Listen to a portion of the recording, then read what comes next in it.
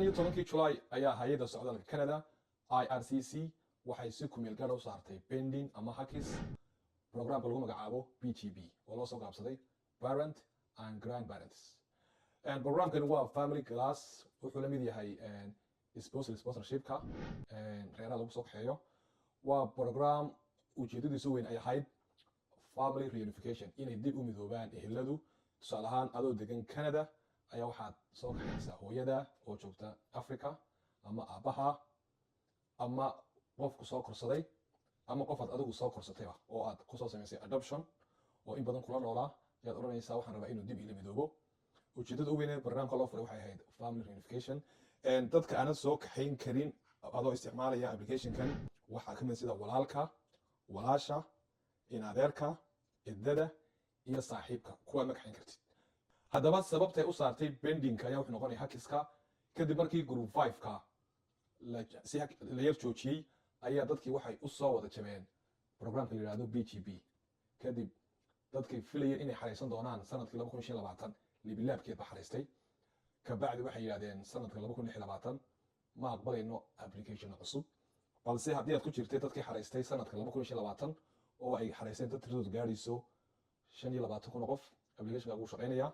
haddaba applicationkan waxaa jirtay marar hore oo si ku meel gaar loo hakiyay.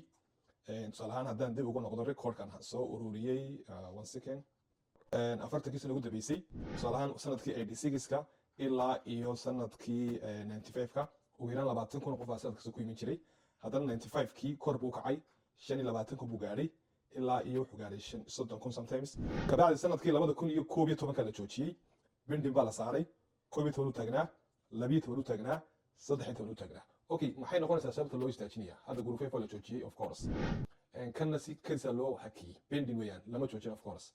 okay tusaale ahaan there is limit ay aqbali karaan inay ka shaqeeyaan waayo waxay isku balance garayaan the number of applications ay receive gareeyeen iyo processing timeka intee baa lagu dhamaanaya.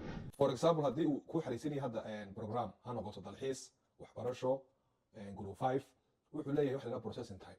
so waxay rabaan inay iswaafajiyaan processing timeka sheegeen inuu ku dhamaanayo iyo programkan. so haddii tusaale ahaan uu application la BGB ay ugu talagaleen inuu ku dhamaado sanad oo qorsheynayeen inay helayaan 20,000 oo application haddii ay 40,000 yimaadaan sanadkii kuma dhamaan karo waayo every file qofbaa si deeply u baaraya qofkan wax xareynaya backgroundkiisa dhaqaalihiisa kan loo xareynayo waa la qiimeynaya isagana background checkkiisa inuu dambiile yahay. so processing timekii baa dheeraanaya. so si processing timeka loo yareeyo waxa la sameynaya application cusub baa la joojinaya si kuwan loo isbirgareeyo.